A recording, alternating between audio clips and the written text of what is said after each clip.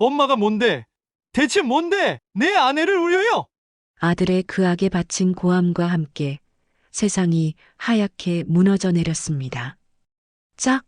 하는 소리가 시장 전체에 울려 퍼지고 불에 댄 듯 화끈거리는 뺨의 고통보다 아들이 내뱉은 말이 심장에 비수처럼 박혔습니다. 엄마가 뭔데?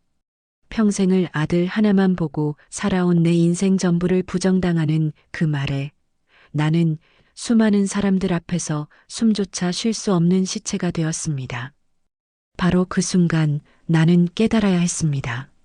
내 아들이 휘두른 저 손바닥 하나가 앞으로 내 남은 인생 전부를 송두리째 뒤흔들어 놓을 거대한 폭풍의 시작이었다는 것을 말입니다. 사연 시작 전에 무료로 할 수 있는 구독과 좋아요를 눌러주시면 제게 큰 힘이 됩니다. 불과 몇 시간 전만 해도 그날은 내 인생에서 가장 복되고 행복한 날 중 하나가 될 터였습니다. 새벽 4시에 일어나 경매장에서 떼온 싱싱한 배추와 물을 가게 앞에 산더미처럼 쌓아 올릴 때만 해도 나는 콧노래를 흥얼거렸습니다. 추석 대목을 앞둔 시장은 그야말로 발 디딜 틈이 없었지요.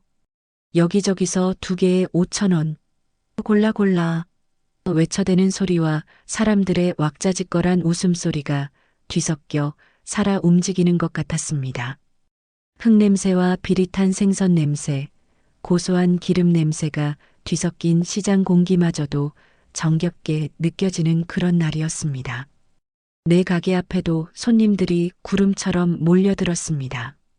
나는 쉴 새 없이 푸성기를 다듬고 저울에 무게를 달고 검은 봉지에 담아 건넸습니다.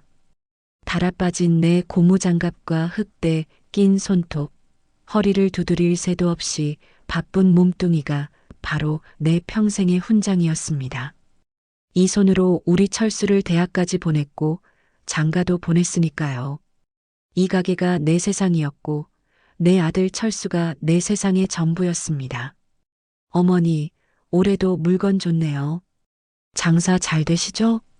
옆 가게 생선 장수 최서방이 갓 잡은 고등어를 들어 보이며 너스레를 떨었습니다. 그럼 우리 아들 줄 송편이랑 갈비 해 먹이려면 열심히 벌어야지. 내 말에 주변 상인들이 다들 한마디씩 거들었습니다. 아이고, 영순이 누님 아들 사랑은 누가 말려. 철수가 이번 추석엔 내려온대요? 그럼 온다고 했지. 우리 새아가랑 같이 온다고 했어. 손주놈 얼굴 볼 생각에 벌써부터 마음이 설레네. 내 입가에선 웃음이 떠나질 않았습니다. 며느리 오미자가 깍쟁이처럼 구는 것이 마음에 걸릴 때도 있었지만 그래도 내 아들이 좋다는데 어쩌겠습니까? 제 새끼가 좋다면 나도 좋은 것이 어미 마음이지요. 오늘 가게에 들른다고 했으니 맛있는 거라도 사 먹이라고 두둑하게 용돈이나 챙겨줘야겠다 생각하며 나는 더욱더 신나게 목청을 높였습니다. 그렇게 한참 정신없이 손님을 받고 있는데 저 멀리서부터 유독 눈에 띄는 인형 하나가 보였습니다. 시장의 흙바닥과는 어울리지 않는 뾰족한 구두, 무릎 위로 한 뼘이나 올라간 하얀 원피스, 파마를 곱게 한 머리. 바로 내 며느리 오미자였습니다. 미자는 사람들 사이를 요리조리 비집고 들어오며 인상을 찌푸리다가도 내 앞에 와서는 언제 그랬냐는 듯 활짝 웃어 보였습니다.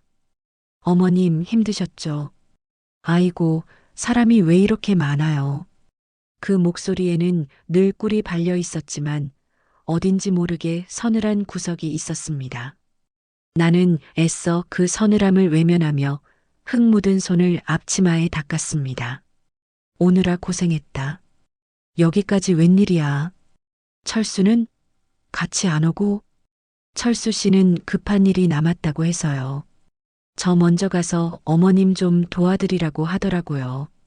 미자는 말로는 돕는다면서도 내 가게 앞 지저분한 배추 잎들을 벌레 보듯 피했습니다. 나는 그런 며느리의 모습에 속으로만 혀를 찼습니다. 그래도 아들이 보냈다는데 어쩌겠습니까?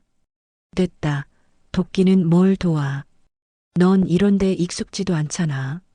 저기 의자에 앉아서 좀 쉬고 있어. 나는 구석에 놓인 플라스틱 의자를 가리켰습니다. 미자는 못 이기는 척 의자에 앉더니 이내 핸드폰인지 뭔지를 꺼내 들고 만지작거리기 시작했습니다. 나는 다시 손님을 받느라 며느리에게 신경 쓸 겨를이 없었습니다. 얼마나 지났을까 잠깐 손님이 뜸해진 틈을 타 허리를 펴는데 미자가 슬그머니 내 옆으로 다가왔습니다. 어머님, 이것 좀 보세요. 요즘 이게 그렇게 유행이래요. 미자가 내민 핸드폰 화면에는 번쩍번쩍 빛나는 가죽 가방 사진이 떠 있었습니다. 온통 알아들을 수 없는 외국 글씨가 박혀 있는 딱 봐도 갓나가 보이는 물건이었지요. 참 곱네. 근데 이게 뭐 어쨌다고. 나는 무심하게 대꾸했습니다. 그러자 미자가 기다렸다는 듯이 교태 섞인 목소리로 말했습니다. 제가 요즘 친구들 만날 때마다 기가 죽어서요. 다들 이런 거 하나씩은 들고 나오는데 어머님이 이번에 장사도 잘 되셨다면서요. 추석 선물로 미리 하나만. 말끝을 흐리는 그 솜씨가 하루 이틀 해본 솜씨가 아니었습니다. 나는 어이가 없어서 피식 웃음이 나왔습니다. 예, 정신 차려라. 곧 추석이다. 돈 들어갈 때가 한두 군데인 줄 아니? 내 신랑 보너스 타면 사달라고 하든지. 나는 그런데 쓸 돈 없다. 내 말에는 조금의 악의도 없었습니다. 그저 평생을 돈 아껴온 장사꾼의 당연한 타박이었을 뿐입니다. 철순에 먹일 고기가, 조기가, 그리고 손주 녀석 추석 빔이라도 한 벌 사주려면 푼돈이라도 아껴야 하는 것이 내 현실이었습니다. 그런데 내 말이 끝나기 무섭게 미자의 얼굴이 순식간에 굳어지는 것이 보였습니다. 어떻게 그런 말씀을 하세요? 제가 지금 어머님 돈을 훔치겠다는 것도 아니잖아요. 그냥 좀 사주실 수도 있는 거 아니에요? 눈가가 금세 붉어지더니 금방이라도 눈물이 뚝뚝 떨어질 것 같은 얼굴이었습니다. 나는 기가 막혔습니다. 저 여우 같은 것이 또 시작이구나 싶었지요. 됐다, 됐어. 바쁜 사람 붙들고 시답잖은 소리 하지 말고 힘들면 그만 집에 가 있어라. 나는 손을 휘휘 내저으며 며느리를 외면했습니다. 더 상대했다가는 나만 속이 터질 것 같았기 때문입니다.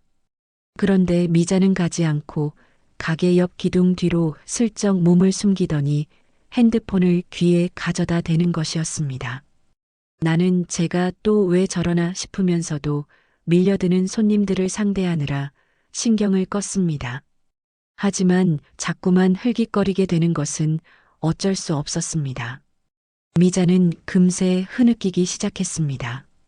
어깨를 들썩이며 우는 모습이 모르는 사람이 보면 누가 억지로 내쫓기라도 한 줄 알 모습이었습니다. 흐흑 철수 씨 아니에요.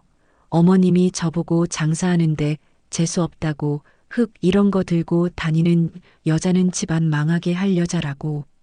가게 안의 소음 때문에 모든 말이 다 들리지는 않았지만 간간이 들려오는 단어들은 내 등골을 서늘하게 만들기에 충분했습니다. 내가 언제 그런 말을 했다고. 저 요망한 것이 없는 말을 지어내 내 아들에게 고자질을 하고 있는 것이었습니다. 순간 화가 머리끝까지 치밀어 올라 소리를 지르려는데 저 멀리서부터 성난 황소처럼 누군가 사람들을 해치며 달려오는 것이 보였습니다. 내 아들 철수였습니다. 철수의 얼굴은 시뻘게 달아올라 있었고 그 눈은 오직 울고 있는 제 아내에게만 고정되어 있었습니다. 아들은 내게는 눈길 한 번 주지 않고 곧장 미자에게 달려가 어깨를 감싸 안았습니다. 미자야, 괜찮아? 어머니가 또 뭐라고 하셨어? 내가 다 해결할게. 응? 그 다정한 목소리가 한평생 나에게는 한 번도 들려준 적 없는 목소리 같아 가슴 한구석이 시큰거렸습니다. 미자는 기다렸다는 듯이 아들의 품에 와락 안기며 더 큰 소리로 울기 시작했습니다. 철수 씨 흑흑 나 너무 무서워요.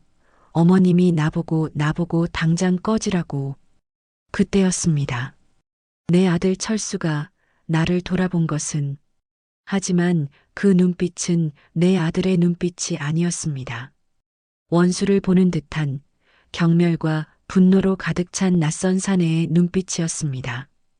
그리고 다음 순간 나는 내 아들의 입에서 내 평생을 산산조각 내는 그 말을 듣고야 말았습니다. 엄마가 뭔데, 대체 뭔데 내 아내를 울려요. 아들의 그 악에 바친 고함과 함께 세상이 하얗게 무너져 내렸습니다.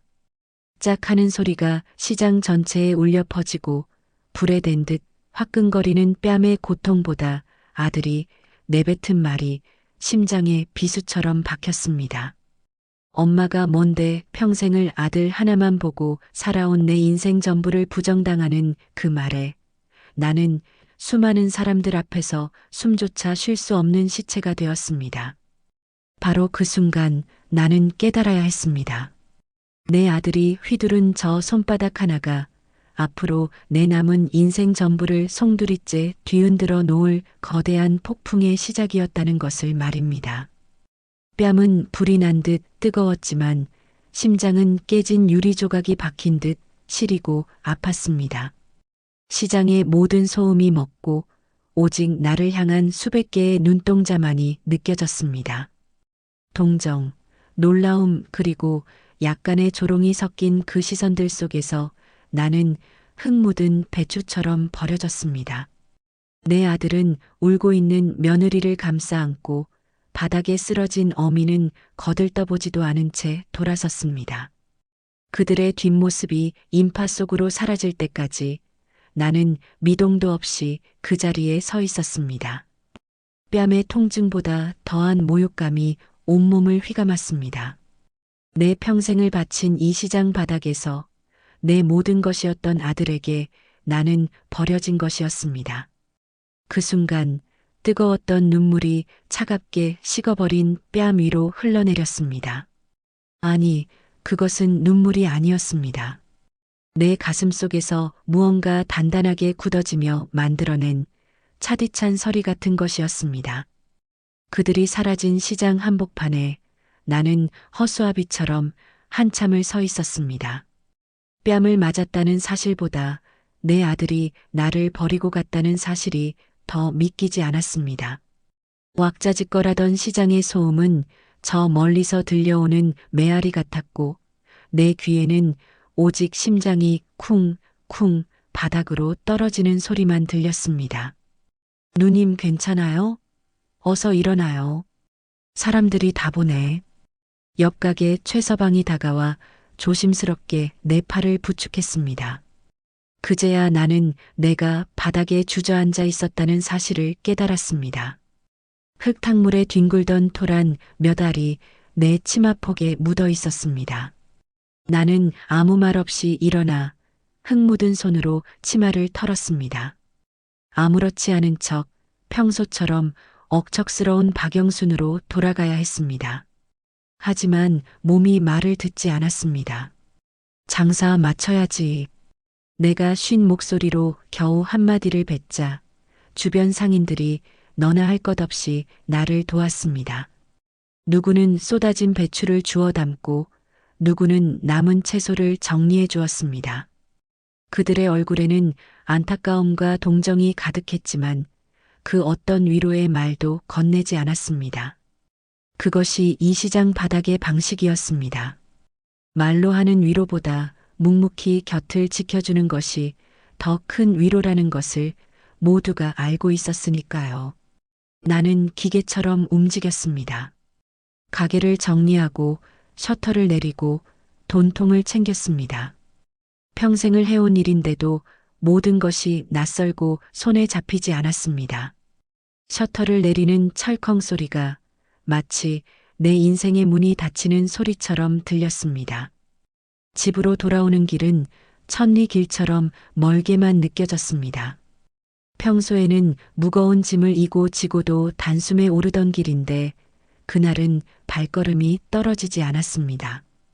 등 뒤에서 들려오는 모든 수군거림이 다 내 이야기 같았습니다. 봤어?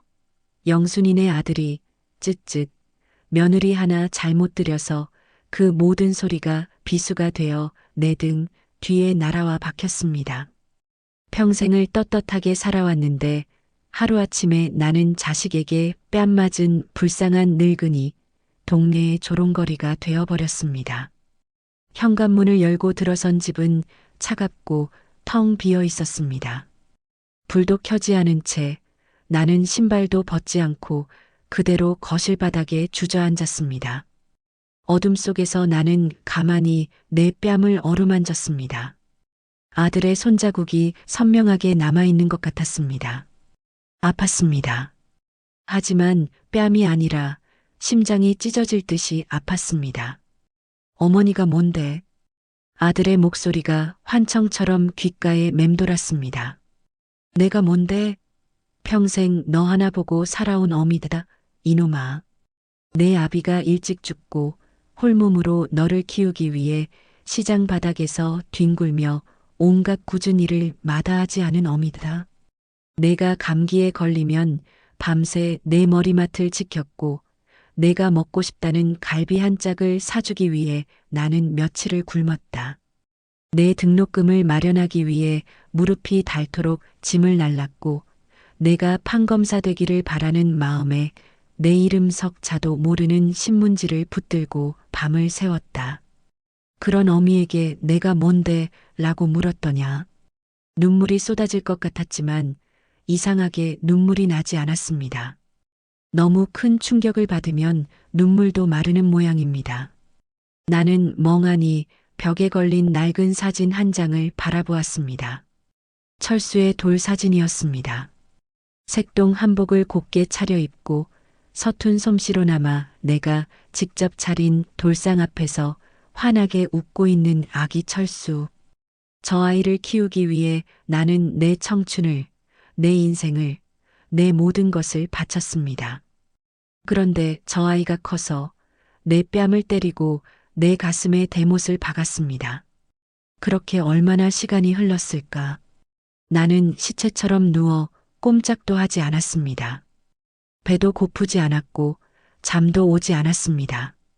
그저 깜깜한 천장만 바라보며 아들의 마지막 표정과 목소리를 되새김질할 뿐이었습니다.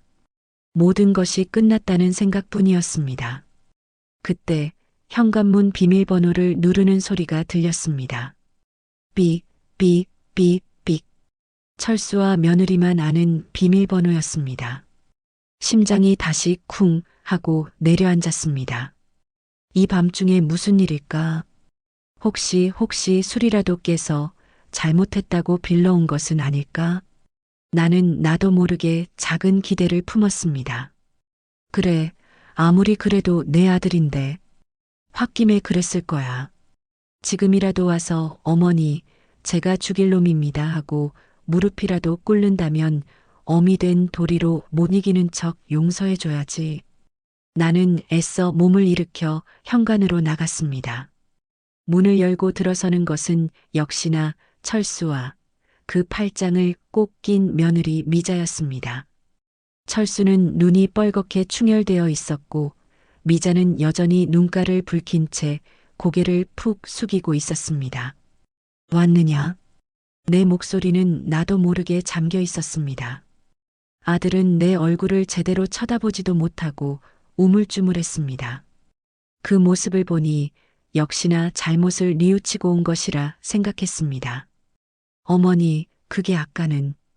철수가 겨우 입을 열었습니다. 나는 아들의 다음 말을 기다렸습니다. 죄송합니다. 혹은 제가 미쳤었나 봅니다. 같은 말을요. 하지만 내 아들의 입에서 나온 말은 내 마지막 기대를 산산조각 내버렸습니다. 미자가 많이 놀랐어요. 지금도 벌벌 떨고 있잖아요. 일단 들어가서 얘기하시죠. 사과가 아니었습니다. 며느리 걱정이었습니다. 나는 할 말을 잃고 그 자리에 못 박힌 듯 서 있었습니다. 며느리 미자는 기다렸다는 듯이 한술 더 떴습니다. 어머님, 저 때문에 철수 씨랑 사이가 나빠지시는 건 아니죠? 다 제 탓이에요.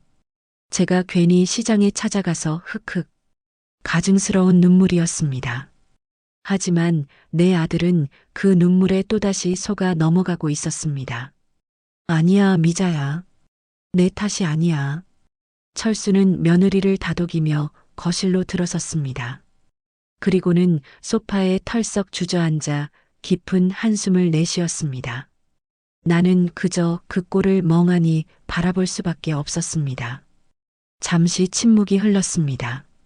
나는 부엌으로 가 찬물을 한 잔 들이켰습니다. 타들어가던 속이 조금은 진정되는 것 같았습니다. 무슨 말을 하려고 이 밤에 쳐들어온 것일까? 내가 거실로 돌아오자 철수가 결심한 듯 입을 열었습니다. 어머니, 오늘 같은 일이 또 생기면 안 될 것 같아요. 무슨 뜻이냐? 어머니도 이제 연세가 있으시잖아요. 시장 일도 힘에 부치시고 자꾸 깜빡깜빡 하시고요. 오늘 일도 어머니가 조금만 참으셨으면 이렇게까지 되진 않았을 거 아닙니까? 기가 막혀 말이 나오지 않았습니다. 모든 것이 내 탓이라는 말이었습니다. 뺨을 맞은 것도, 이 사달이 난 것도 다 늙은 내 탓이라는 것이었습니다. 그래서 뭘 어쩌라는 거냐? 내 목소리는 얼음장처럼 차가워져 있었습니다. 아들은 내 목소리의 변화를 눈치채지 못한 듯 제 할 말만 이어갔습니다. 그러니까 이제 가게랑 저기 상가 건물 저희가 관리하면 어떨까 해서요. 뭐라고? 저도 이제 제 사업을 좀 더 키워야 하고 그러려면 담보도 필요하고요. 어머니가 가지고 계시면 어차피 관리도 힘드시고 세금 문제도 복잡하잖아요.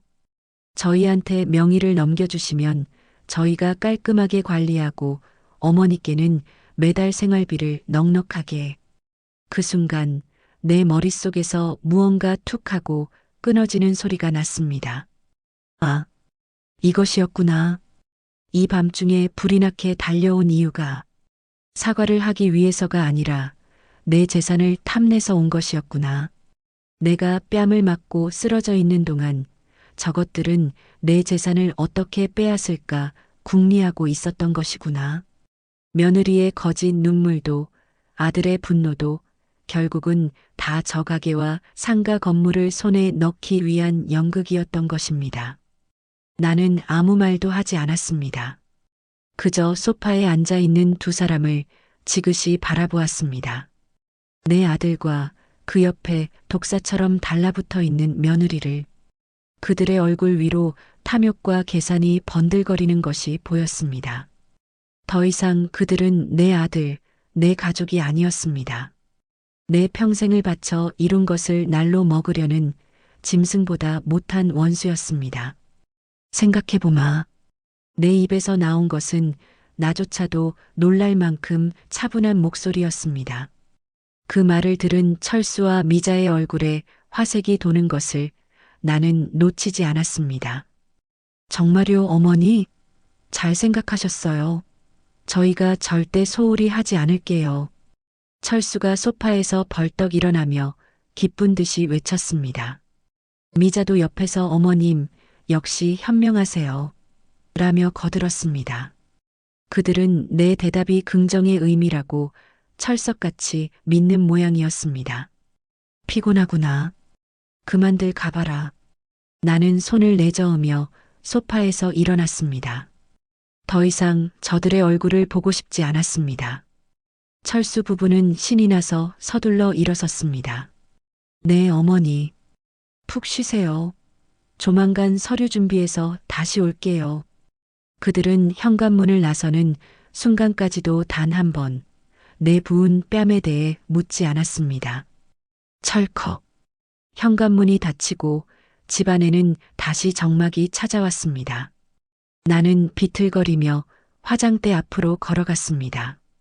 불을 켜자 거울 속에 낯선 늙은 여자가 서 있었습니다. 한쪽 뺨이 시뻘겋게 부어오른 눈빛이 죽어버린 여자. 나는 거울 속의 나를 한참 동안 바라보다가 희미하게 웃었습니다. 그것은 웃음이 아니라 분노와 슬픔이 뒤엉켜 만들어낸 끔찍한 경련에 가까웠습니다. 생각해보마. 그래, 생각해봐야지. 아주 깊이, 아주 치밀하게. 내 모든 것을 너희에게 넘겨줄지 아니면 너희가 가진 모든 것을 빼앗아 지옥의 구렁텅이에 처박아 버릴지. 나는 부어오른 내 뺨을 가만히 어루만졌습니다. 더 이상 아프지 않았습니다. 그저 차갑고 단단하게 느껴질 뿐이었습니다. 내 심장처럼 말입니다. 다음 날 아침 해가 떴지만 내 방은 여전히 한밤중이었습니다. 나는 이불을 머리끝까지 뒤집어 쓴 채 꼼짝도 하지 않았습니다. 온몸이 두들겨 맞은 듯 쑤시고 아팠고 머리는 깨질 듯이 지끈거렸습니다. 하지만 몸의 고통보다 더한 것은 마음의 병이었습니다. 어젯밤 내 마지막 희망마저 산산조각 내버린 아들 부부의 그 뻔뻔한 얼굴이 눈앞을 떠나지 않았습니다. 명의를 넘겨달라. 그 말이 독처럼 내 온몸에 퍼져나가는 것 같았습니다. 내 뺨을 때린 것도 모자라 이제는 내 평생의 피와 땀이 밴 재산까지 날로 먹으려 하다니. 나는 실성한 사람처럼 웃음이 나왔습니다. 내가 평생을 무엇을 위해 살아왔던가. 저런 짐승만도 못한 것들을 위해 내 청춘을, 내 인생을 바쳤단 말인가. 그때 전화벨이 요란하게 울리기 시작했습니다.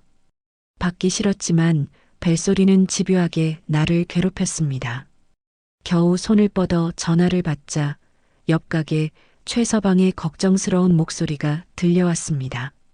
누님 괜찮아요? 가게 문도 안 열고 무슨 일 있는 거 아니죠? 몸이 안 좋아서 오늘은 좀 쉬어야겠다. 어디가 많이 아픈 거예요? 병원이라도 모셔다 드릴까요?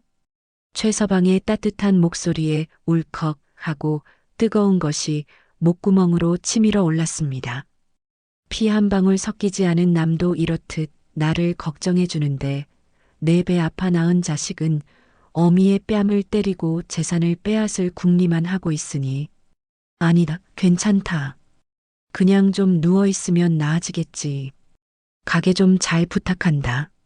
나는 서둘러 전화를 끊었습니다. 더 통화했다가는 참았던 눈물이 터져 나올 것만 같았습니다.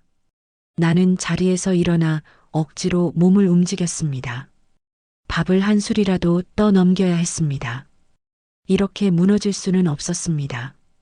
이대로 쓰러져 죽어버리면 저 여우 같은 며느리와 금수만도 못한 아들놈만 좋은 일을 시키는 꼴이었습니다. 밥을 입에 넣었지만 모래알을 씹는 것처럼 아무 맛도 느껴지지 않았습니다. 그래도 나는 꾸역꾸역 밥을 삼켰습니다. 살아야 했습니다. 살아서 내가 받은 이 모욕과 배신을 100배, 1000배로 갚아주어야 했습니다. 그렇게 며칠이 흘렀습니다. 나는 가게 문을 굳게 닫아 걸고 집 밖으로 한 발자국도 나가지 않았습니다. 아들 내외에게서는 그 뒤로 아무런 연락도 오지 않았습니다. 아마 내가 서류를 준비할 시간을 주고 있다고 생각하는 모양이었지요. 뻔뻔한 것들. 나는 그들이 어떤 얼굴로 다시 나를 찾아올지 생각하며 차갑게 식어버린 복수심을 갈고 닦았습니다. 그리고 나흘째 되던 날 오후 어김없이 현관문 비밀번호 누르는 소리가 들렸습니다. 올 것이 왔구나. 나는 마시던 물컵을 내려놓고 아무렇지 않은 척 소파에 앉아 텔레비전을 켰습니다. 잠시 후 아들 철수와 며느리 미자가 기다렸다는 듯이 들어섰습니다. 그들의 손에는 과일 바구니와 값비싼 영양제 상자가 들려 있었습니다. 어머니, 몸은 좀 어떠세요? 그날 이후로 계속 누워만 계신다고 해서 걱정돼서 와봤어요. 철수가 능숙하게 거짓말을 늘어놓았습니다. 걱정이 되었다면 진작에 찾아왔어야지. 내가 죽었는지 살았는지 궁금해서 와본 것이겠지. 어머님, 이거 제가 어머님 생각해서 제일 좋은 걸로 사왔어요. 기운 차리셔야죠. 미자는 애교 섞인 목소리로 과일 바구니를 식탁 위에 올려놓았습니다. 그 가증스러운 연극에 헛웃음이 나왔지만 나는 입꼬리를 올려 억지 미소를 지어 보였습니다. 그래, 고맙다. 안 그래도 며칠 알았더니 기운이 하나도 없구나. 내 초췌한 몰골과 힘없는 목소리에 아들 부부는 안심하는 눈치였습니다. 저항할 힘도 남아있지 않은 늙은이로 보였겠지요. 그러게 왜 그렇게 무리를 하세요? 이제 저희가 다 알아서 할 테니 어머니는 편히 쉬시기만 하면 돼요. 철수가 소파에 앉으며 자연스럽게 본론을 꺼냈습니다. 그래서 말인데 어머니, 그때 말씀드린 거 어떻게 생각하셨어요?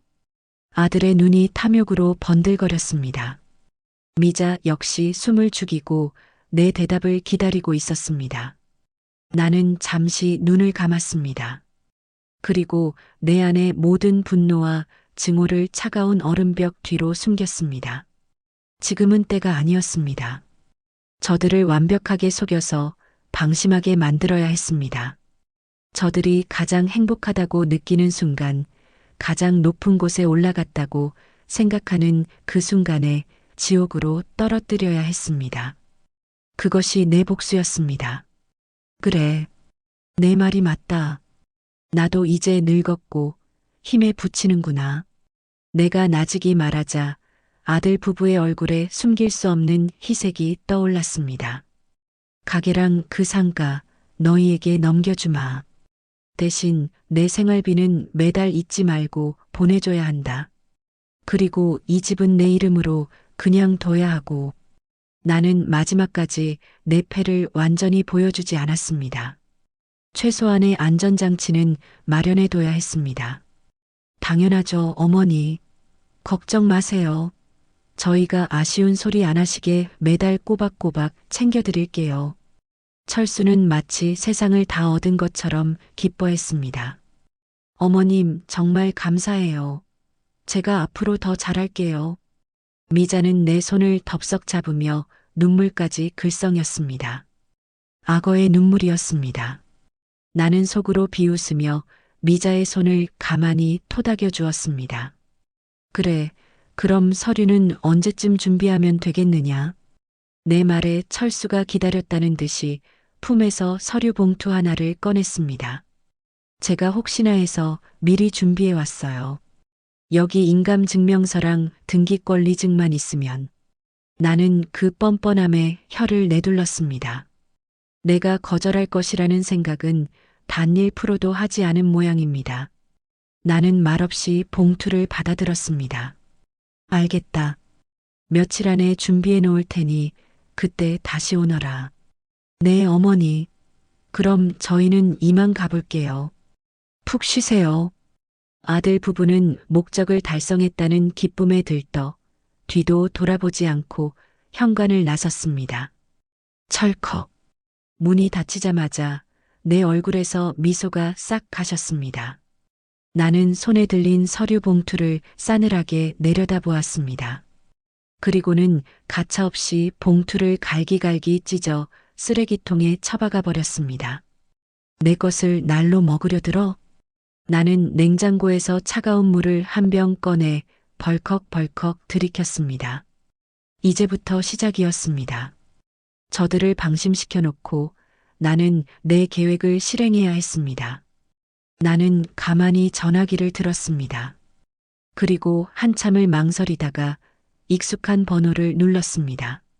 아들의 가게 바로 옆에서 과일 가게를 하는 청년 최민준의 번호였습니다. 민준이는 부모를 일찍 여의고 혼자 힘으로 가게를 일궈온 성실하고 착한 청년이었습니다. 장사 수완도 좋아서 늘 내 아들 철수의 가게보다 손님이 많았지요. 그래서 철수는 민준이를 눈엣 가시처럼 여기며 시기하고 질투했습니다. 신호음이 몇 번 울리고 씩씩한 민준이의 목소리가 들려왔습니다. 여보세요? 박영순 어머님이시네요. 웬일이세요? 어디 편찮으신 건 아니죠? 며칠째 가게에 나가지 않은 나를 걱정하고 있는 것이 분명했습니다. 민준아, 나다. 혹시 지금 시간 좀 괜찮으냐? 내 목소리가 너무나 차분하고 낮게 깔려 있었기 때문일까? 민준이의 목소리에도 긴장감이 어렸습니다. 네, 어머님. 괜찮아요. 무슨 일 있으세요? 그래. 그럼 오늘 저녁에 사람들 눈에 띄지 않는 곳에서 잠깐만 볼 수 있을까? 내가 너에게 아주 중요하게 할 말이 있단다. 나는 전화를 끊고 창밖을 내다보았습니다. 어느새 해가 뉘엿뉘엿 지고 있었습니다. 붉게 타오르는 저녁 노을이 마치 내 가슴 속에서 타오르는 복수심 같았습니다. 이제 첫 번째 말이 놓였습니다. 저 가증스러운 것들이 내 재산을 손에 넣었다고 축배를 드는 동안 나는 그들의 발밑을 무너뜨릴 함정을 파기 시작할 것입니다. 철수야, 미자야, 너희는 절대로 몰라야 한다. 웃는 얼굴로 칼을 가는 어미의 마음을. 너희가 가장 행복한 그 순간이 바로 너희 인생이 끝나는 날이 될 것이라는 것을. 나는 텅 빈 집안에서 조용히 칼을 갈기 시작했습니다. 그날 밤 나는 평생 입지 않던 검은색 외투를 꺼내 입었습니다. 밤 공기는 차가웠지만 내 심장보다 차갑지는 않았습니다. 약속 장소인 시장 구석의 낡은 다방으로 향하는 내 발걸음은 조금도 떨리지 않았습니다. 지난 며칠간 시체처럼 누워 지냈던 늙은 박영수는 더 이상 없었습니다. 오직 날카로운 칼날 같은 복수심으로 가득 찬 낯선 여자만이 존재할 뿐이었습니다. 다방 문을 열고 들어서자 구석자리에 앉아 초조하게 나를 기다리던 민준이가 벌떡 일어섰습니다. 어머님 오셨어요. 여기 앉으세요. 민준이는 내 앞에 따뜻한 쌍화차를 밀어주며 걱정스러운 눈으로 나를 살폈습니다. 얼굴이 많이 상하셨어요. 그날 이후로 계속 편찮으셨다면서요. 다 봤겠구나. 내가 내 아들놈한테 뺨 맞는 꼴을. 나는 일부러 담담하게 말했습니다. 민준이는 아무 말 없이 고개를 숙였습니다. 죄송합니다, 어머님. 제가 그때라도 나섰어야 했는데. 아니다. 내가 나섰으면 너만 곤란해졌겠지. 괜찮다. 나는 쌍화차를 한 모금 마셨습니다. 씁쓸하면서도 달콤한 그 맛이 꼭 내 인생 같았습니다. 민준아, 내가 오늘 너를 보자고 한 것은 부탁이 있어서다. 내 말에 민준이가 고개를 들었습니다. 나는 그의 눈을 똑바로 바라보며 말했습니다. 내가 내 아들 철수 가게 옆에서 과일 장사한 지 얼마나 됐지? 올해로 5년 됐습니다. 그래, 5년. 너는 5년 동안 땀 흘려 가게를 키웠고 내 아들놈은 3년 동안 내 덕에 편하게 장사했지. 나는 싸늘하게 말했습니다. 철수의 가게는 본래 내 소유의 상가였습니다. 월세도 받는 둥 마는 둥 하며 아들이 자리 잡도록 도와주었지요. 그런데도 내 아들놈은 너를 늘 눈엣 가시처럼 여겼다. 내 장사가 더 잘 되는 것을 시기하고 질투했지. 맞느냐? 민준이는 차마 긍정도 부정도 하지 못했습니다. 그것이 바로 긍정이었습니다. 나는 품에서 낡은 수첩 하나를 꺼내 테이블 위에 올려놓았습니다. 내가 평생을 시장 바닥에서 구르며 터득한 모든 것이 담겨 있는 비범 노트였습니다. 이걸 너에게 주마. 어머님, 이게 뭔가요? 열어보거라. 민준이가 조심스럽게 수첩을 펼치자 그의 눈이 동그래졌습니다. 거기에는 언제 어떤 물건을 어디서 떼어야 가장 싸고 좋은지, 명절 대목에는 어떤 물건을 얼마나 준비해야 하는지, 단골 손님을 관리하는 비법까지 내 모든 것이 빼곡하게 적혀 있었습니다. 어머님, 이렇게 귀한 걸 저한테 왜?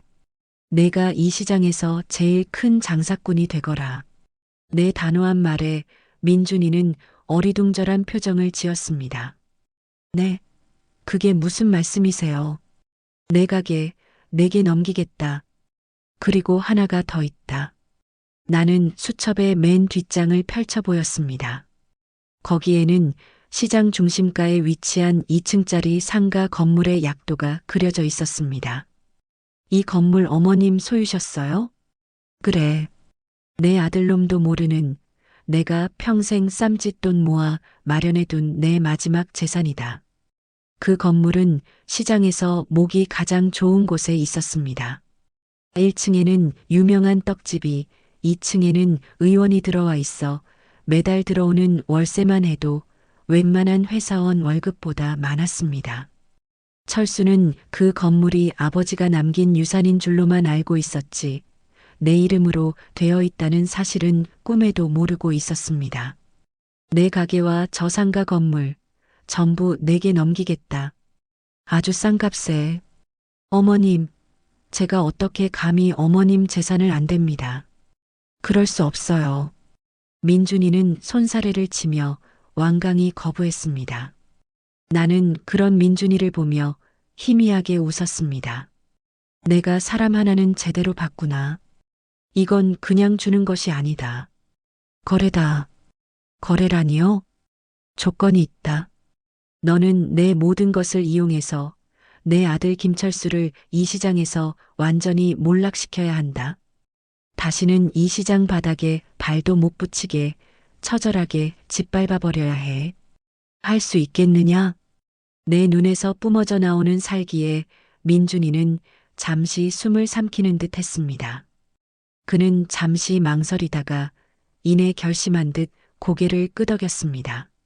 어머님이 원하신다면 그렇게 하겠습니다. 좋다. 그럼 내일부터 내가 시키는 대로 움직여라. 그리고 이 일은 우리 둘 말고는 하늘도 몰라야 한다. 내 아들놈 앞에서는 평소처럼 나를 어려워하고 내 아들을 부러워하는 척 연기를 해야 해. 네, 어머님. 명심하겠습니다. 우리의 거래는 그렇게 성립되었습니다.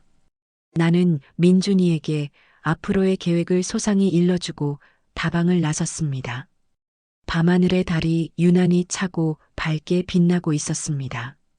그날 이후 나는 다시 예전의 박영순으로 돌아갔습니다. 가게 문을 다시 열고 아무 일 없었다는 듯이 장사를 시작했습니다. 하지만 내 속은 완전히 달라져 있었습니다. 나는 매일 아침 민준이를 몰래 만나 그날그날의 장사 비법을 알려주었습니다. 민준이는 내 가르침을 스펀지처럼 빨아들였고 그의 가게는 하루가 다르게 번창하기 시작했습니다. 반면 내 아들 철수는 오만함에 빠져 있었습니다. 내가 곧 재산을 넘겨줄 것이라 철석같이 믿고 있었기 때문이지요. 며칠 뒤 철수는 며느리와 함께 또다시 나를 찾아왔습니다. 어머니, 인감증명서는 준비되셨죠? 저희가 내일 바로 등기 이전하려고요. 그래, 여기 있다. 나는 미리 준비해둔 인감증명서를 건넸습니다. 물론 그 용도는 부동산 매도용이 아닌 다른 용도로 발급받아 놓은 것이었지요. 아들 부부는 서류를 받아들고는 싱글벙글 웃으며 돌아갔습니다. 그들이 돌아간 후 나는 일부러 물건을 놓고 온 척하며 아들의 가게 근처로 갔습니다.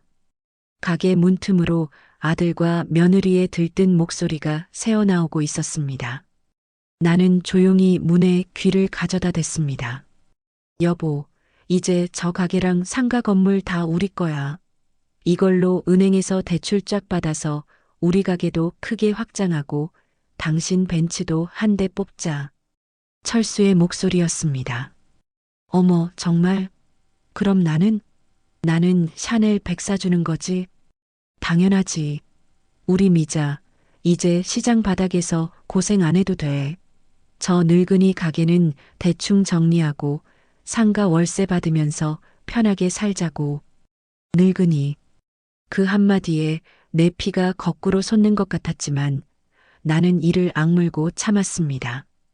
아직 때가 아니었습니다. 근데 어머님, 너무 쉽게 넘겨주시는 거 아니야? 좀 찝찝한데. 미자의 목소리였습니다. 걱정 마. 그날 그렇게 뺨까지 맞고 망신을 당했는데 제정신이겠어? 이제 우리 말이라면 껌뻑 죽는 신용까지 할걸. 늙으면 판단력도 흐려지는 법이야. 우리가 평생 모신다고 하는데 안 넘겨주고 백이겠어? 하, 이 가소로운 것들. 내가 너희들의 그 가짜는 속셈을 모를 줄 알고 나는 조용히 발걸음을 돌렸습니다. 더 들을 필요도 없었습니다. 그들의 탐욕과 어리석음이 내 복수를 더욱더 쉽게 만들어줄 것이었습니다. 나는 집으로 돌아와 달력에 표시를 했습니다. 아들 부부가 부동산에서 만나자고 약속한 날. 그날이 바로 너희의 제삿날이 될 것이다. 며칠 동안 나는 아들 부부에게 더없이 인자한 어머니인 척 연기했습니다. 그들이 전화를 걸어올 때마다 그래, 알아서들 잘해라 나는 너희만 믿는다라며 안심시켰습니다. 아들 부부는 내 연기에 감쪽같이 속아 넘어갔습니다. 그들은 이미 강남의 고급 아파트와 외제차 카탈로그를 보고 있었고 무리하게 대출을 받아 사업 확장 준비에 들어갔습니다. 모든 것이 내 계획대로 완벽하게 흘러가고 있었습니다. 덫은 놓아졌습니다. 이제 저 어리석은 짐승들이 신나게 달려와 그 덫에 걸려들기만 기다리면 되었습니다. 나는 창밖의 어둠을 바라보며 차갑게 웃었습니다. 내일이면 모든 것이 끝날 것입니다. 그리고 새로운 시작이 될 것이었습니다. 나에게는 새로운 인생이, 그리고 저들에게는 지옥의 문이 열리는 날이. 약속 당일 아침, 철수는 콧노래를 부르며 10년은 젊어진 듯한 얼굴로 거울 앞에 섰습니다. 며칠 전 큰맘 먹고 맞춘 최고급 양복은 그의 몸에 날개처럼 착 감기는 듯 했습니다. 여보, 나 어때? 이제 좀 사업가 같아? 철수의 들뜬 목소리에 화장대 앞에서 한껏 치장하던 미자가 돌아보며 환하게 웃었습니다. 그럼, 우리 여보 너무 멋있다. 이제 저 지긋지긋한 시장 바닥이랑도 끝이네. 끝은 무슨. 이제 시작이지. 우리 가게 확장해서 이 동네 상권 싹 다 먹어버릴 거야. 어머니 가게는 정리하고 그 자리에 프랜차이즈 커피숍이나 하나 낼까? 어머, 정말? 나 그럼 바리스타 자격증이라도 따야겠네. 두 사람은 마치 세상을 다 가진 것처럼 웃고 떠들었습니다. 그들의 눈에는 곧 손에 들어올 가게와 상가 건물, 그리고 그것이 가져다 줄 부와 명예에 대한 탐욕만이 가득했습니다. 미자는 화장을 마저 하며 철수에게 물었습니다. 근데 어머니, 정말 아무 말씀 없으셨어? 서류 준비하면서 혹시라도 마음 바뀌신 거 아니야? 걱정 붙들어 매시라니까. 내가 어제도 전화했는데 알아서 잘하라고 하시더라. 이미 기 다 꺾이셨어. 이제 우리 없으면 큰일 나는 줄 아실걸. 철수는 자신만만하게 말하며 넥타이를 바로 맸습니다. 그래도 혹시 모르니 오늘 등기 이전 끝나자마자 바로 은행 가서 대출 신청부터 하자. 늙은이 마음은 갈대 같다고 했어. 언제 변덕 부릴지 몰라. 알았어, 알았어. 오늘 안에 다 끝내줄 테니 우리 미자는 저녁에 어디서 칼질할지나 고민하고 있으라고. 철수는 미자의 이마에 가볍게 입을 맞추고 서류 가방을 챙겨 들었습니다. 그들의 발걸음은 구름 위를 걷는 듯 가벼웠습니다. 같은 시각 나는 돋보기를 낀 채 신문을 읽고 있었습니다. 거실 창으로 쏟아져 들어오는 아침 햇살은 유난히 따스했습니다. 내 마음처럼 말입니다. 어젯밤 나는 민준이와 만나 마지막 계획을 모두 점검했습니다. 민준이의 손에는 나와의 매매 계약서와 위임장, 그리고 내 인감도장이 들려 있었지요. 모든 준비는 끝났습니다. 나는 그저 이 자리에서 가장 좋은 구경꾼이 되어주기만 하면 되었습니다. 부동산 사무실에 먼저 도착한 것은 철수 부부였습니다. 그들은 약속 시간보다 30분이나 일찍 도착해 안절부절 못하며 나를 기다렸습니다. 어머니, 왜 이렇게 안 오시지? 전화도 안 받으시고. 철수가 초조한 듯 다리를 떨며 말했습니다. 무슨 일 생긴 거 아니야? 설마 마음 바뀌어서 잠수 타신 거 아니겠지? 미자의 얼굴에도 불안한 기색이 스쳤습니다.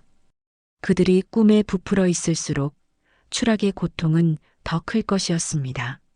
나는 그 모습을 상상하며 조용히 미소를 지었습니다. 시간이 흐를수록 철수의 얼굴은 점점 굳어갔습니다. 부동산 중개인 역시 어르신이 늦으시네요라며 난감한 표정을 지었습니다. 약속 시간에서 1시간이 지났을 때였습니다. 철수가 더는 못 참겠다는 듯 자리에서 벌떡 일어나려던 그 순간 사무실 문이 딸랑 소리를 내며 열렸습니다. 어머니, 철수가 반사적으로 소리쳤지만 문을 열고 들어선 사람은 내가 아니었습니다. 허름한 작업복 차림의 젊은 남자, 바로 옆 가게 청년 최민준이었습니다. 내가 여긴 어쩐 일이야? 철수는 경계심 가득한 목소리로 물었습니다. 민준이는 아무 말 없이 철수와 미자를 한번 쓱 훑어보더니 부동산 중개인에게 꾸벅 인사를 했습니다. 사장님, 박영순 어르신 관련해서 제가 대신 왔습니다. 대신 와? 내가 뭔데 대신 와? 철수가 버럭 소리를 질렀습니다. 하지만 민준이는 눈 하나 깜짝하지 않고 품에서 서류 봉투 하나를 꺼내 테이블 위에 올려놓았습니다. 이게 다 무슨 소리야? 어머니는 어딨어? 무슨 꿍꿍이야? 철수가 봉투를 와락 낚아챘습니다. 봉투 안에는 부동산 매매 계약서와 등기권리증, 위임장 등이 들어 있었습니다. 철수는 서류를 보자마자 안도의 한숨을 내쉬었습니다. 거봐, 내가 뭘 했어. 그냥 심부름만 시키신 거잖아. 하지만 철수의 안도감은 오래가지 않았습니다. 계약서의 매수인 란을 확인한 그의 얼굴이 순식간에 하얗게 질려버렸기 때문입니다. 이게 뭐야? 매수인 최민준? 이게 어떻게 된 거야? 철수의 비명 같은 외침에 옆에서 기웃거리던 미자도 계약서를 들여다보았습니다. 그리고는 믿을 수 없다는 듯 눈을 비볐습니다. 계약서에는 분명 매도인 박영순이 자신의 소유인 시장가게와 상가 건물을 매수인 최민준에게 매도한다는 내용이 선명하게 적혀 있었습니다. 심지어 매매 금액은 시세의 반값도 안 되는 그야말로 거저나 다름없는 가격이었습니다. 거짓말, 이건 가짜야. 내가 위조한 거지. 우리 어머니 도장을 훔친 거잖아. 미자가 날카로운 목소리로 소리쳤습니다. 하지만 민준이는 태연하게 또 다른 서류를 꺼내 보였습니다. 변호사 사무실에서 공증까지 완벽하게 마친 내자필 서명이 담긴 위임장이었습니다. 거기에는 본인 박영수는 소유 부동산에 대한 모든 처분 권한을 최민준에게 위임한다는 내용이 또렷하게 적혀 있었습니다. 말도 안 돼. 어머니가 왜 너한테. 철수는 다리가 풀린 듯 의자에 주저앉았습니다. 그의 손에서 계약서가 힘없이 바닥으로 떨어졌습니다. 모든 것이 끝났다는 것을 그는 본능적으로 깨달은 것입니다. 자신이 그토록 손에 넣고 싶었던 모든 것이 눈앞에 저 허름한 청년에게 넘어갔다는 사실을. 어머니가 그러시더군요. 자식이라고 하나 있는 게 짐승만도 못한 짓을 했다고. 그래서 평생 땀 흘려 모은 재산 썩어 문드러질 바에는 차라리 사람 구실하는 젊은이에게 넘겨주고 싶다고요. 민준이의 목소리는 얼음장처럼 차가웠습니다. 그리고 이것도 전해달라고 하셨습니다. 민준이가 마지막으로 내민 것은 찢어지고 구겨진 종이 한 장이었습니다. 철수가 며칠 전 자신만만하게 내게 건넸던 바로 금형의 이전 서류였습니다. 철수는 멍하니 그 종이 조각을 바라보았습니다. 그제야 모든 조각이 맞춰지는 듯 했습니다. 인자한 척했던 내 미소, 순순히 서류를 준비하겠다던 내 대답, 그 모든 것이 자신을 나락으로 떨어뜨리기 위한 거대한 연극이었다는 것을, 자신들이 파놓은 탐욕의 함정에 자기 자신이 빠져버렸다는 사실을. 아, 철수의 입에서 의미 없는 신음소리가 새어나왔습니다. 이미 은행에서 무리하게 대출까지 받아놓은 상태였습니다. 가게와 상가 건물을 담보로 잡힐 것이라 철석같이 믿고 있었는데 이제 모든 것이 물거품이 되었습니다. 아니, 물거품이 아니라 거대한 빚더미가 되어 그의 목을 조여올 것이었습니다. 자, 그럼 사장님, 저희는 절차대로 진행해 주시죠. 민준이는 더 이상 철수 부부를 쳐다보지도 않고 중개인에게 서류를 건넸습니다. 망연자실하게 앉아있는 철수와 미자를 뒤로하고 부동산 사무실에서는 새로운 주인을 위한 등기 이전 절차가 차분하게 시작되고 있었습니다. 같은 시각 나는 거실 소파에 앉아 유유히 차를 마시고 있었습니다. 창밖의 하늘은 구름 한 점 없이 맑고 푸르렀습니다. 이제 곧 전화가 걸려오겠지요.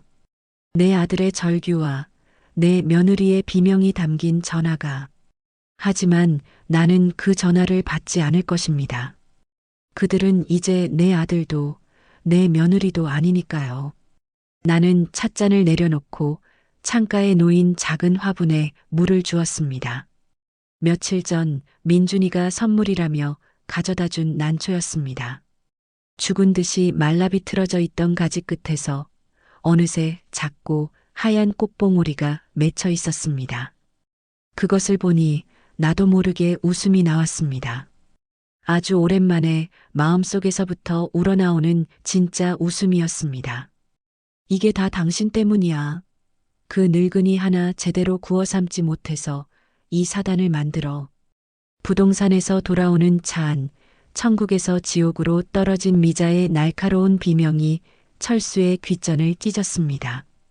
조금 전까지만 해도 최고급 양복을 입고 세상을 다 가진 듯 굴던 철수는 이제 운전대 위에 고개를 처박고 끄끄대는 패배자일 뿐이었습니다. 아니야, 그럴 리가 없어. 어머니가 어떻게 나한테 이래. 철수는 고장난 녹음기처럼 같은 말만 되풀이했습니다. 어머니? 아직도 그 늙은이가 당신 어머니로 보여? 처음부터 우리 등쳐먹을 작정이었던 독사 같은 노인네야.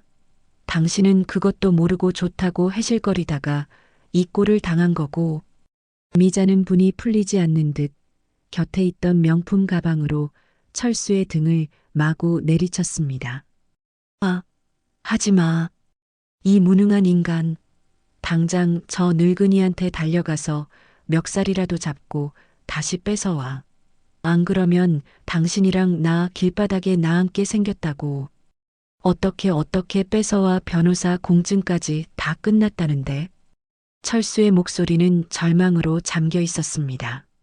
그는 이미 모든 것이 돌이킬 수 없다는 것을 알고 있었습니다. 집에 도착하자마자 미자는 닥치는 대로 물건을 부수기 시작했습니다. 다 끝났어. 내 인생도 당신 인생도 다 끝났다고. 미자야, 진정의 방법이 있을 거야. 응? 철수가 애원하듯 미자를 말렸지만 미자는 그를 뿌리치며 경멸의 눈빛으로 쏘아보았습니다. 방법? 무슨 방법? 당신이 이미 은행에서 당겨 쓴 대출금은 어떡할 건데? 그걸 뭘로 막을 건데? 저 늙은이가 준다는 가게랑 상가만 믿고 일 다 버려놨는데 이제 우리 알거지 신세야. 그때 철수의 핸드폰이 미친 듯이 울리기 시작했습니다. 은행에서 온 전화였습니다. 부동산 등기 이전이 확인되지 않아 대출 약정을 재검토해야 한다는 사실상의 상환 독촉 전화였습니다. 철수는 사색이 된 얼굴로 전화를 끊었습니다. 은행에서 대출금 당장 갚으래. 그 말에 미친 듯이 날뛰던 미자의 움직임이 순간 멈췄습니다.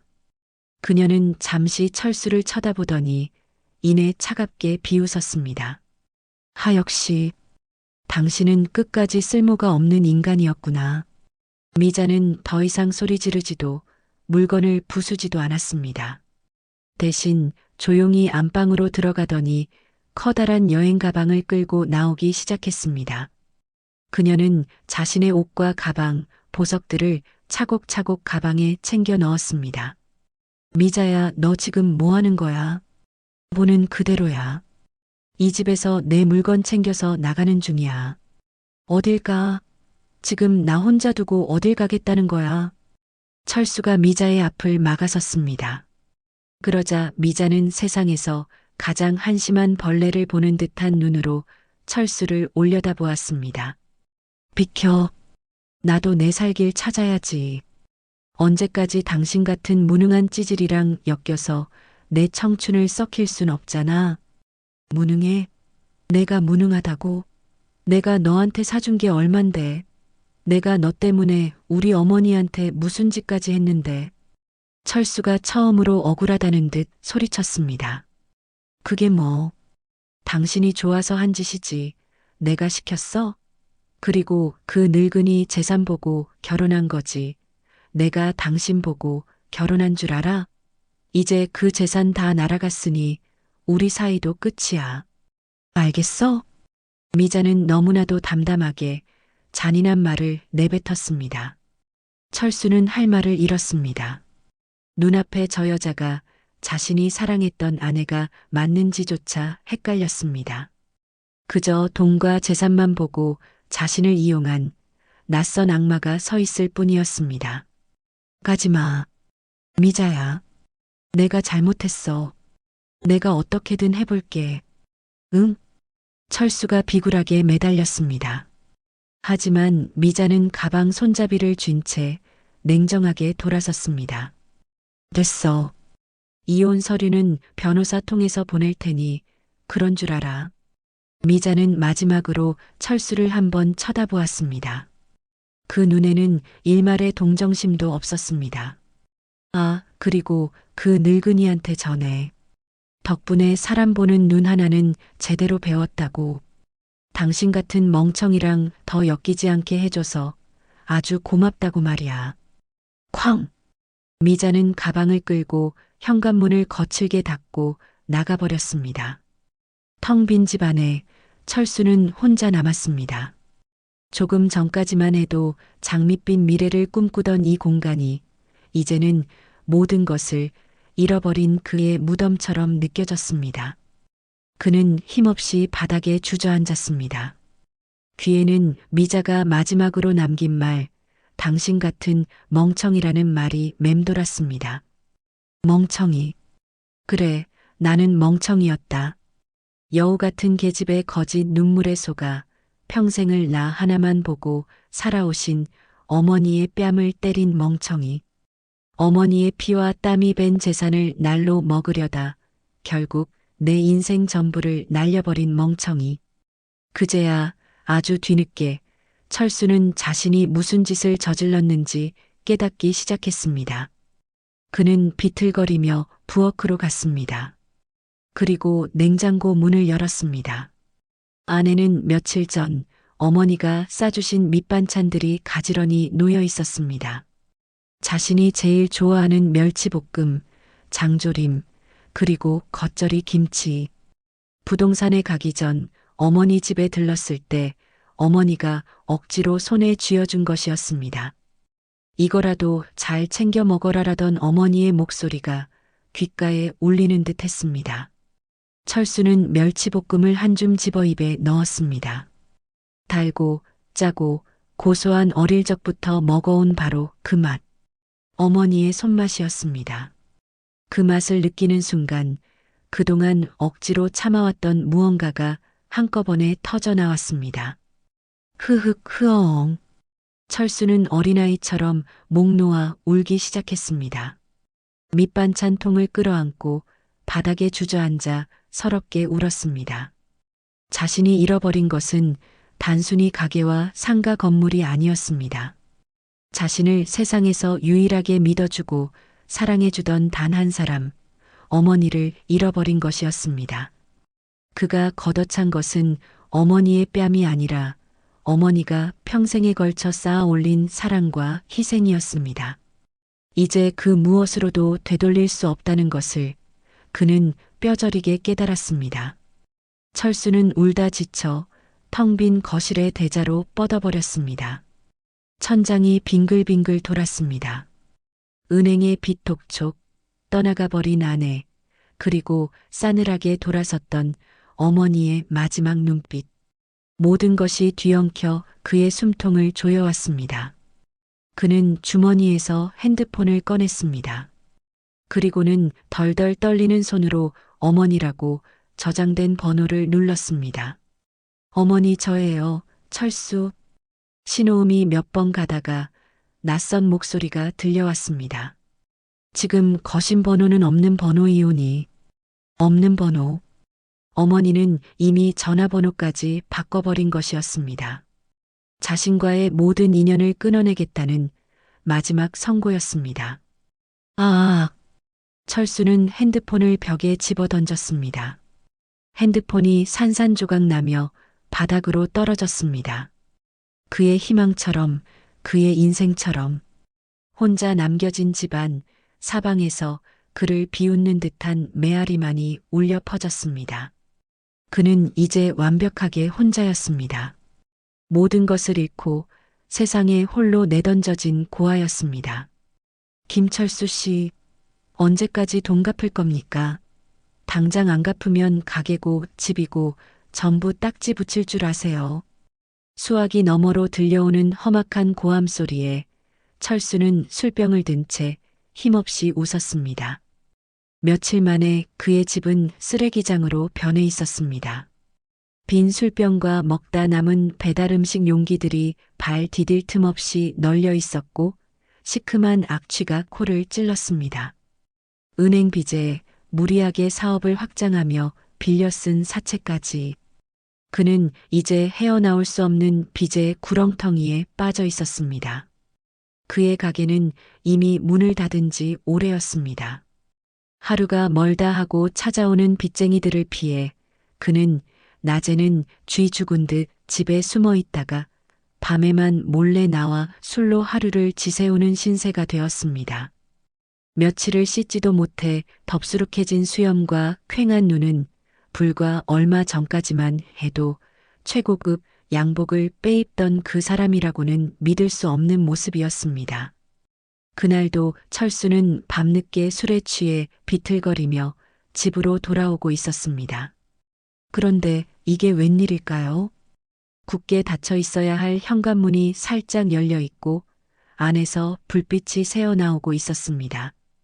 철수의 심장이 쿵 하고 내려앉았습니다. 미자가 돌아왔나? 그래, 역시 나를 버리지 못할 거야. 아무리 그래도 우리가 함께한 세월이 있는데. 철수는 희망에 부풀어 조심스럽게 문을 열고 안으로 들어섰습니다. 집안은 엉망인 그대로였지만 안방에서 여자의 목소리가 들려왔습니다. 틀림없는 미자의 목소리였습니다. 그런데 그 목소리는 반가움이 아닌 날카로운 경멸과 짜증으로 가득 차 있었습니다. 아, 글쎄 좀 기다리라니까. 그 멍청이가 아직 이혼 서류에 도장을 안 찍어서 그래. 위자료까지 두둑하게 뜯어내려면 시간이 좀 걸린다고. 철수는 그 자리에 얼어붙었습니다. 미자는 누군가와 통화를 하고 있었습니다. 자기야, 걱정 마. 그 늙은이 재산은 물 건너갔지만 김철수 그 인간 명의로 된 아파트랑 보험금이라도 탈탈 털어 나와야지.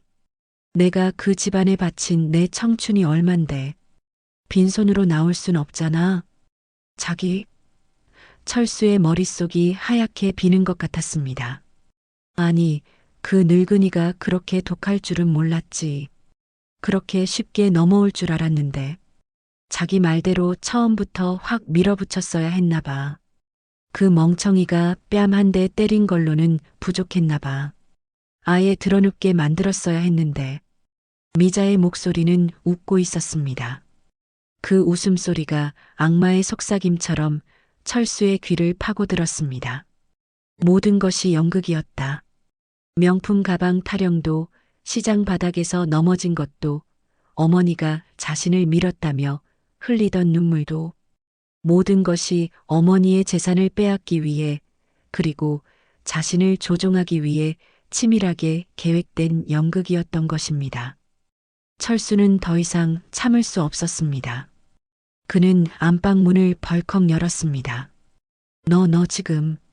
화들짝 놀라 돌아보는 미자의 얼굴, 그리고 그녀의 핸드폰 너머로 희미하게 들려오는 낯선 남자의 목소리.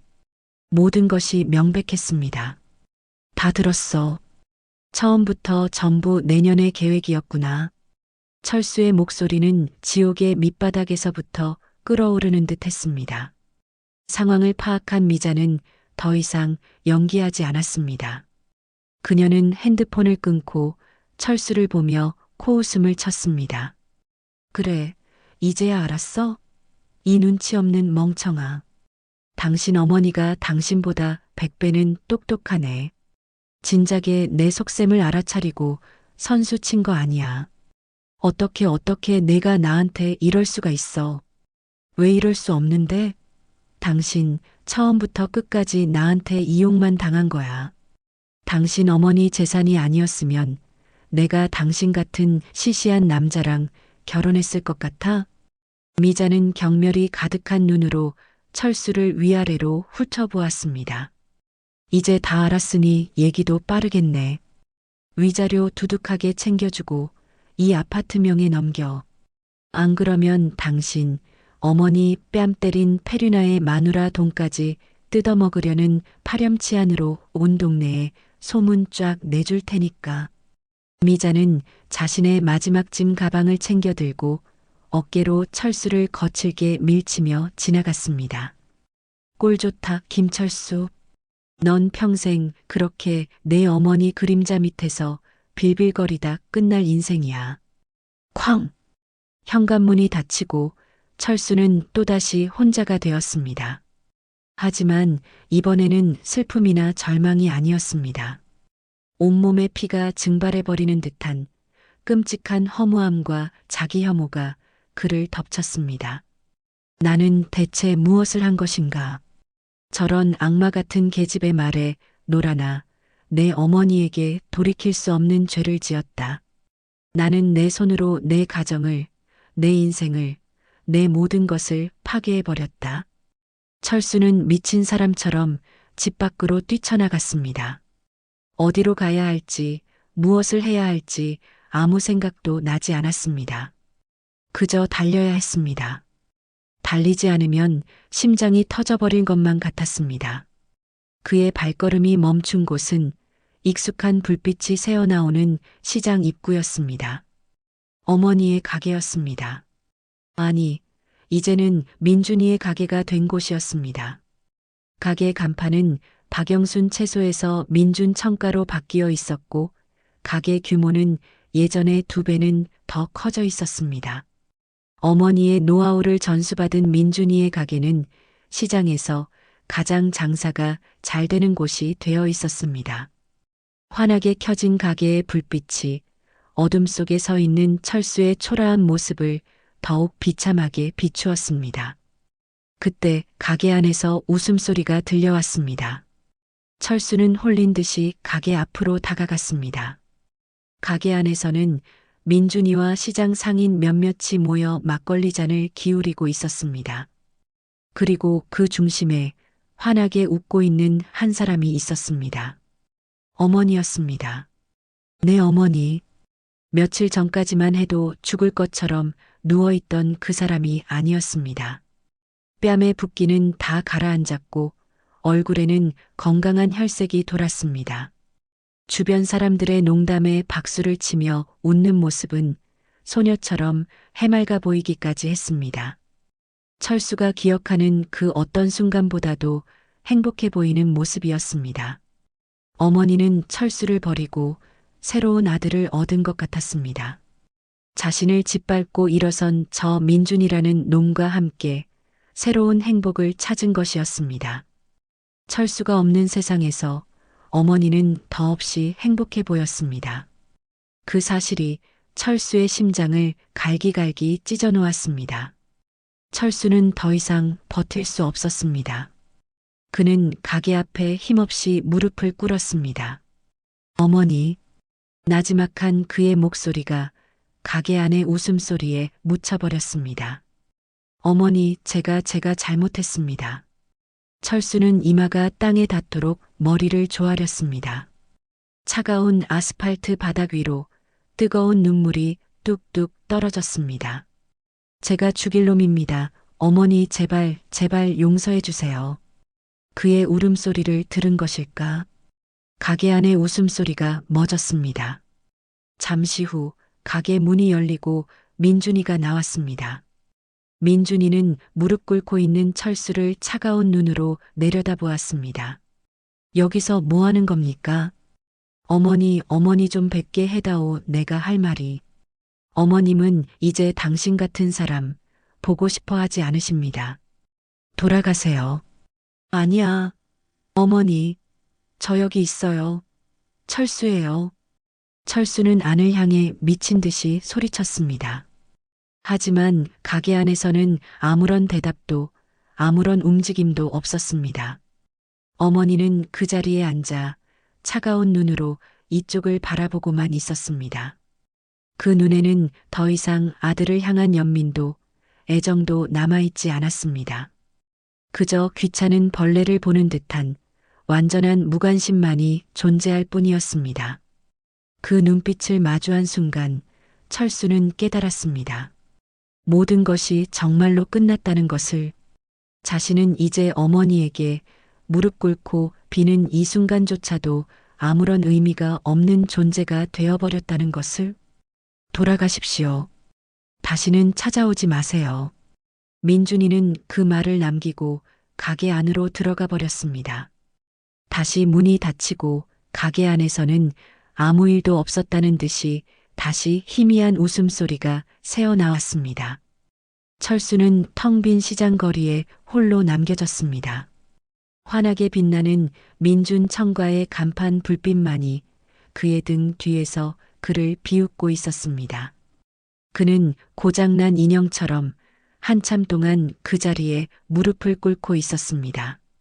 눈물조차 다 말라버린 텅 빈 눈으로 허공을 응시한 채 어머니, 제가 잘못했습니다.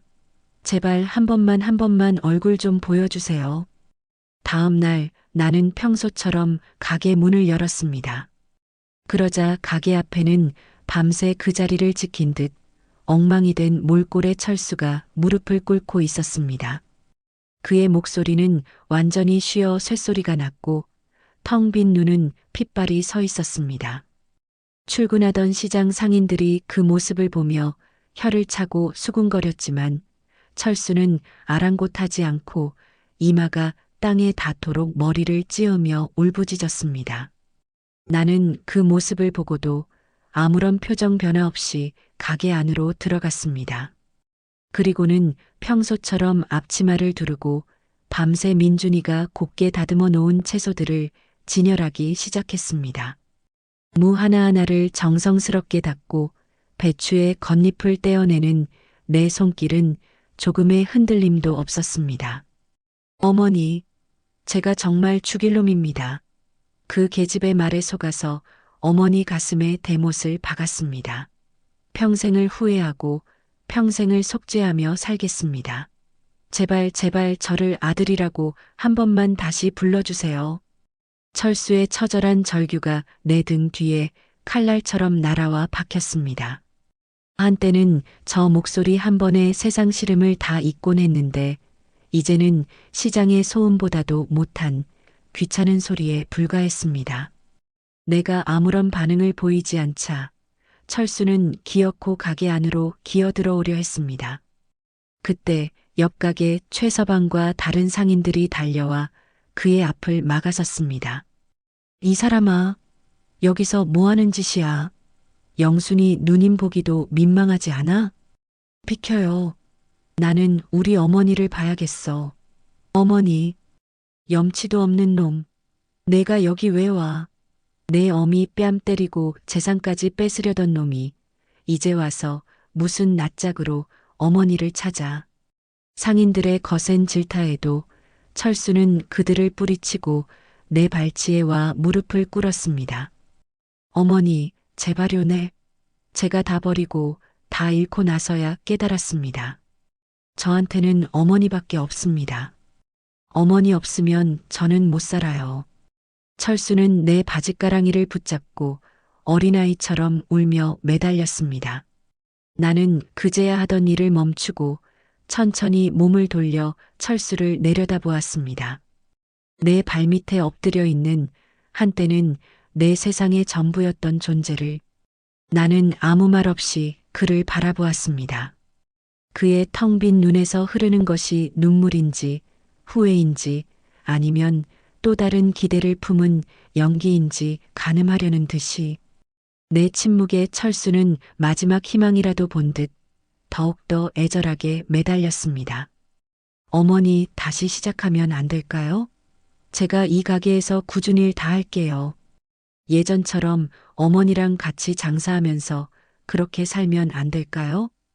그 말을 듣는 순간 내 마음속에서 마지막으로 남아있던 아주 작은 미련의 불씨마저 완전히 꺼져버렸습니다.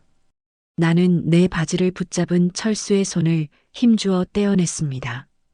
그리고는 내 평생 가장 차갑고 가장 단호한 목소리로 말했습니다. 내 아들은 내 목소리에 울부짖던 철수도 그를 말리던 상인들도 모두 숨을 죽였습니다.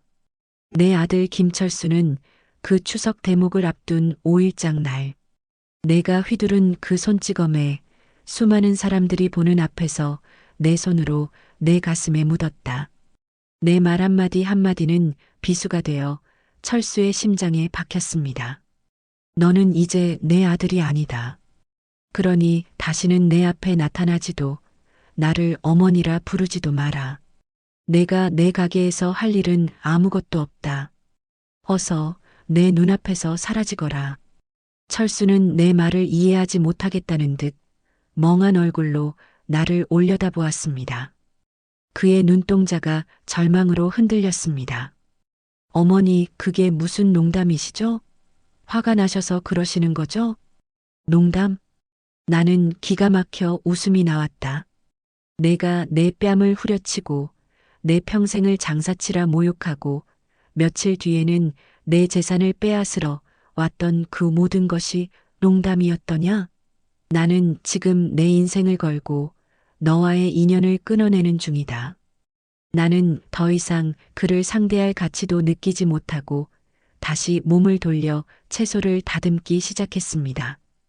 철수는 그 자리에 한참을 못 박힌 듯 앉아 있다가 이내 모든 것을 체념한 듯 힘없이 일어섰습니다. 그의 어깨는 완전히 무너져 내렸고 걸음걸이는 산송장과도 같았습니다. 철수가 비틀거리며 시장을 빠져나가는 그 뒷모습을 시장의 모든 사람들이 지켜보았습니다. 누구 하나 그를 동정하는 사람은 없었습니다. 모두가 받아야 할 벌을 받은 것이라며 고개를 끄덕일 뿐이었습니다. 철수의 모습이 완전히 사라지자 시장에는 잠시 정적이 흘렀습니다. 그리고 곧 누군가 먼저랄 것도 없이 박수를 치기 시작했습니다. 짝짝짝 마이너스. 박수 소리는 삽시간에 시장 전체로 퍼져나갔습니다. 그것은 나를 향한 위로이자 축하였습니다. 억압과 배신을 이겨내고 자신의 존엄과 인생을 되찾은 한 여자에게 보내는 뜨거운 응원이었습니다. 누님, 속이 다 시원하네. 이제 저런 놈은 잊어버리고 우리랑 재미나게 삽시다. 나는 그 박수 소리를 들으며 가만히 고개를 들어 하늘을 보았습니다. 눈물이 날 것 같았지만 나는 울지 않았습니다. 대신 환하게 웃었습니다. 모든 것을 훌훌 털어버린 내 인생에서 가장 자유롭고 행복한 웃음이었습니다. 그날 이후 나는 다시 시장의 박영순으로 돌아왔습니다. 민준이에게 가게를 넘겨주었지만 나는 여전히 매일 아침 가게에 나와 소일거리 삼아 일을 도왔습니다. 민준이는 나를 친어머니 이상으로 살뜰히 챙겼고 시장 상인들은 나를 이전보다 더욱더 따뜻하게 대해주었습니다. 나는 더 이상 누군가의 어머니가 아닌 오롯이 박영순이라는 내 이름으로 다시 태어난 것입니다. 가끔 바람이 차게 부는 날이면 아들의 마지막 모습이 떠오르기도 합니다. 하지만 이제 더는 아프지도 그립지도 않습니다. 그저 강물에 떠내려간 낡은 사진 한 장을 보는 것처럼 무감각할 뿐입니다. 여러분, 만약 여러분이 저와 같은 상황에 부닥쳤다면 어떻게 하셨을까요? 피를 나눈 자식이라는 그 굴레를 저처럼 끊어낼 수 있었을까요? 정답은 없습니다. 다만 저는 저의 선택을 단 한순간도 후회하지 않습니다. 내 인생의 주인은 다른 누구도 아닌 바로 나 자신이니까요. 창가에 놓아둔 난초가 마침내 하얀 꽃을 활짝 피웠습니다. 은은하게 퍼져나오는 그 향기가 마치 내 새로운 인생이 시작되었음을 알려주는 것만 같았습니다. 오늘의 이야기는 한순간의 어리석은 선택과 씻을 수 없는 배신이 한 가정을 어떻게 파괴하는지, 그리고 그 잿더미 속에서 한 인간이 어떻게 자신의 존엄을 되찾아가는지를 보여주고 있습니다. 우리 인생에는 후회로 가득한 순간들이 있기 마련입니다. 철수처럼 돌이킬 수 없는 잘못으로 가장 소중한 것을 잃어버렸을 수도 있고, 이야기 속 어머니처럼 깊은 상처와 분노에 사로잡혀 잠 못 이루는 밤을 보냈을 수도 있습니다. 하지만 중요한 것은 절망의 끝에서 우리가 어떤 선택을 하느냐입니다. 과거는 바꿀 수 없지만 앞으로 살아갈 나의 인생은 온전히 우리의 손에 달려 있으니까요. 오늘 이야기의 어머니는 용서 대신 자신을 위한 새로운 삶을 선택했습니다. 그 선택이 있었기에 비로소 진정한 웃음을 되찾을 수 있었지요. 어쩌면 지금 여러분의 마음속에도 용서할 수 없는 누군가가 있을지 모릅니다. 혹은 누군가에게 간절히 용서를 구하고 싶은 분도 계시겠지요. 오늘 이 이야기가 여러분의 그 복잡한 마음에 작은 파문을 일으키고 스스로를 위한 최선의 길이 무엇인지 돌아볼 용기를 드렸기를 바랍니다. 앞으로도 여러분의 굳게 닫힌 마음을 두드리는 더욱 깊고 강렬한 이야기로 찾아뵙겠습니다. 여러분의 하루가 쓰라린 상처를 보듬는 따뜻한 위로로 가득하기를 바랍니다. 채널 구독과 좋아요 잊지 말고 꼭 부탁드립니다.